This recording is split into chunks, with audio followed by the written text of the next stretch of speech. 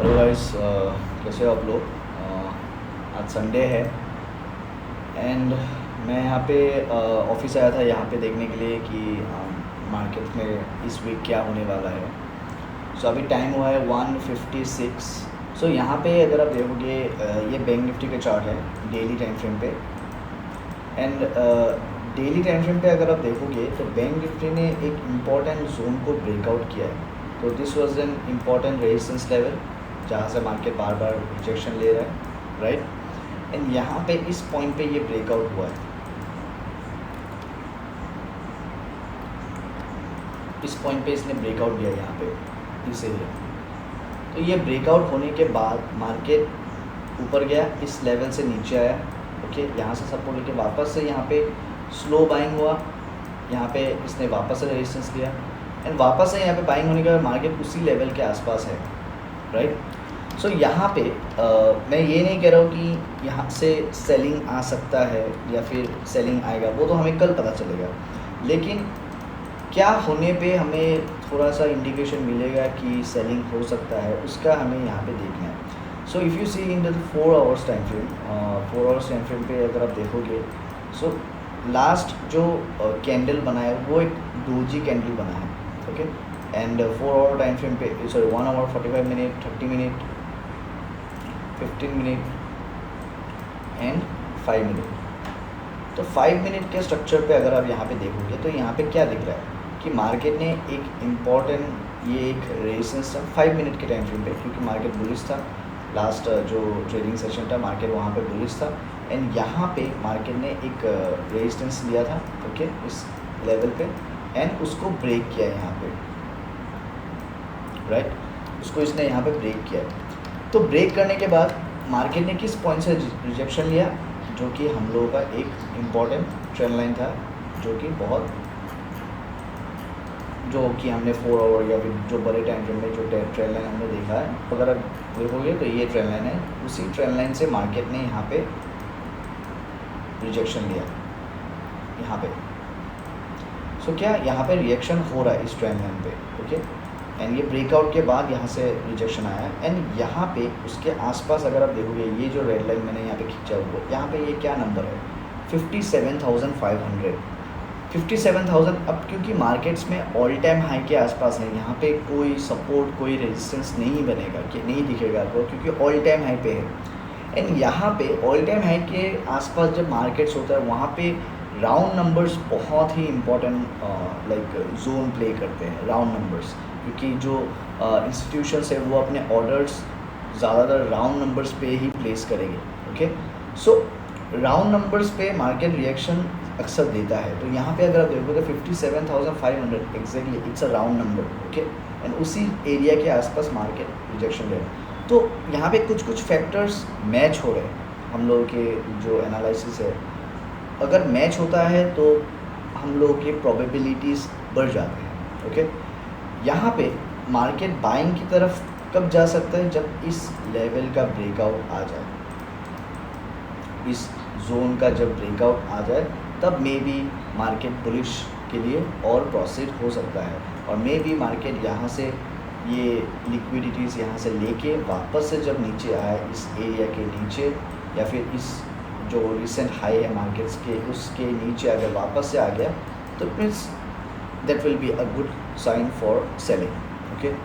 सो ये सारे के सारे प्लानिंग मैं आपको बता रहा हूँ कि क्या होने पे हम रिएक्ट करेंगे, लाइक मार्केट में ऐसा क्या चीज़ फॉर्म होने पे हम सेलिंग करेंगे या फिर क्या फॉर्म होने पर हम बाइंग करेंगे।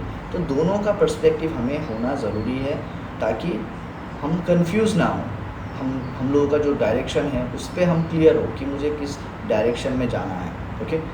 एंड मार्केट अभी करेंटली टॉप पे है, राइट। यहाँ पे एकदम टॉप पे है market, this is the highest point of bank Nifty.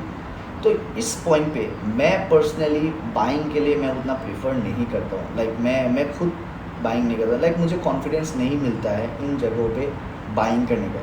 May be मेरा सेलिंग व्यू गलत हो सकता है, मे बी 1 दिन 2 दिन 3 दिन गलत हो सकता है, लेकिन इसका मतलब चांसेस ज़्यादा है कि सेलिंग आ सकता है इस पॉइंट पे। एंड अगर मार्केट बाइंग की तरफ जाता है then I am not interested to take the trade.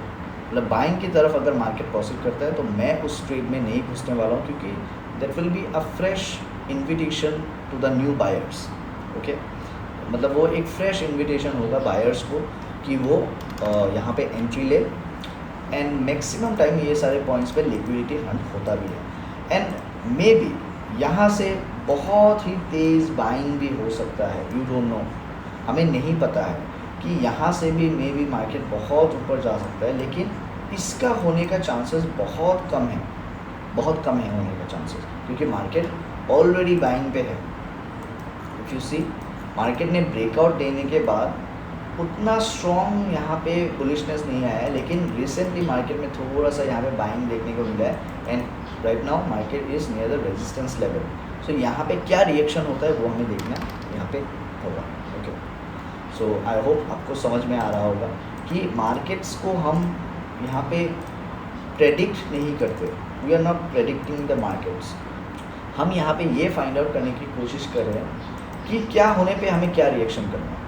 Okay, सो मैंने जो जो चीज़ें यहाँ पे बोला, अगर उसमें से कुछ भी हो रहा है मार्केट्स में देन आई एम इंटरेस्टेड। ये एक जोन बन सकता है यहाँ पे, ब्राइटली लेवल्स यहाँ पे। अगर हम निफ्टी यहाँ पे देखें तो निफ्टी में क्या हो रहा है।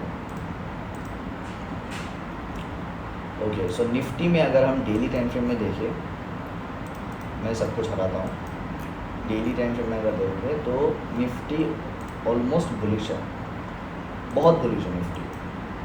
निफ्टी का नेक्स्ट रेजिस्टेंस यहाँ पे है, थोड़ा सा मे बी बाइंग मूव यहाँ पे और पेंडिंग है, उसके बाद रेजिस्टेंस है, मे बी इसको ब्रेक भी कर सकता है। एंड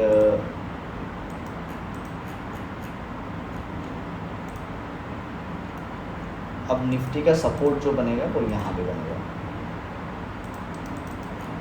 यहाँ पे बनेगा, उसके बाद सपोर्ट यहाँ पे बहुत दूर है, यहाँ तक है, इस लेवल पे।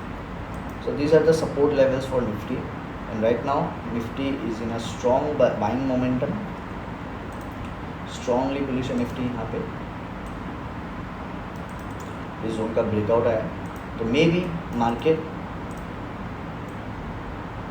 इसको ब्रेक करे एंड हाईएस्ट लेवल तक प्रोसीड हो, तो मे बी मार्केट्स में बाइंग भी आ सकता है, यू डोंट नो। मार्केट में मे बी एक स्ट्रॉन्ग बाइंग आ सकता है, यहाँ से पूरा रैली भी कर सकता है, यू नेवर नो।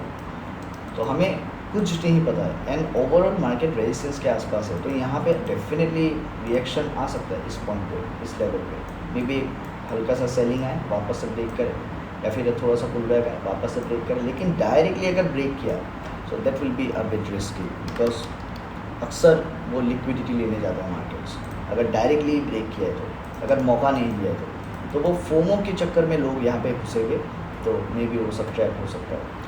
सो हम मैं यहाँ पे अभी करेंटली कोई डिसीजन या फिर कोई मैं कोई व्यू नहीं रख सकता अभी करेंटली, कोई भी नहीं रख सकता। मैं कह रहा हूँ कि क्या होने पे मैं सेलिंग करूँगा, जब मार्केट्स इन लेवल्स के नीचे वापस आए। कब आएगा we don't know. Okay, maybe इस हफ्ते का हम लोग व्यू एनालाइज कर रहे हैं। जब भी मार्केट इन लेवल्स को नीचे आएगा तब हम यहाँ पे सेलिंग का प्लानिंग कर सकते हैं। लेकिन अगर इसी लेवल्स के लाइक सपोर्ट्स के अगर ऊपर ही मार्केट ट्रेड करता रहा तो हम उसके अगेंस्ट नहीं जाएंगे definitely. Okay, and if we see some small buying opportunities then maybe we can target for smaller targets, like we can plan for smaller targets, like छोटे मोटे टारगेट्स हम ले सकते हैं। प्रीमियर्स में 50-100 मूव, 150 मूव का move हम पकड़ सकते हैं। सो यहाँ पे अगर मैं HDFC बैंक देखूँ यहाँ पे, सो HDFC बैंक क्या कर रहा है। ओके, वीकली टाइम फ्रेम पे अगर हम देखें, ओके, सो देखिए यहाँ पे एक इंपॉर्टेंट रेजिस्टेंस है जिसका ब्रेकआउट है HDFC बैंक पे। मार्केट टोटली बुलिश है यहाँ पे HDFC bank, and this will be an important level. ये एक इम्पॉर्टेंट लेवल बनेगा, अगर इसके नीचे आया तो ही जाके मार्केट्स में सेलिंग आ सकता है, और एल्स मार्केट और बुलिश होगा।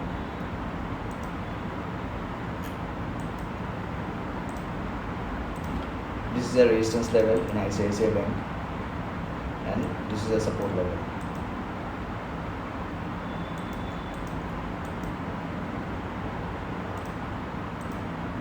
This is a support level.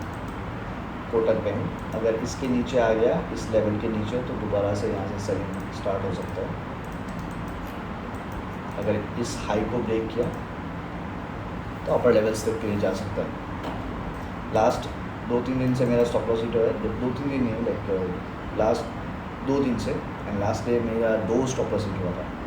सो देखते हैं ये वीक कैसा जाता है, इस वीक हम लोग कितने ट्रेड्स पकड़ते हैं। That's it, okay. So that's it guys, thank you. और सब्सक्राइब कीजिए। मैं इसी तरीके का मैं आपको थोड़ा बहुत मैं लर्निंग देता रहूँगा। कुछ भी डाउट्स हो, कुछ भी क्वेश्चन हो, आप पूछ सकते हो मुझसे डायरेक्टली, ओके।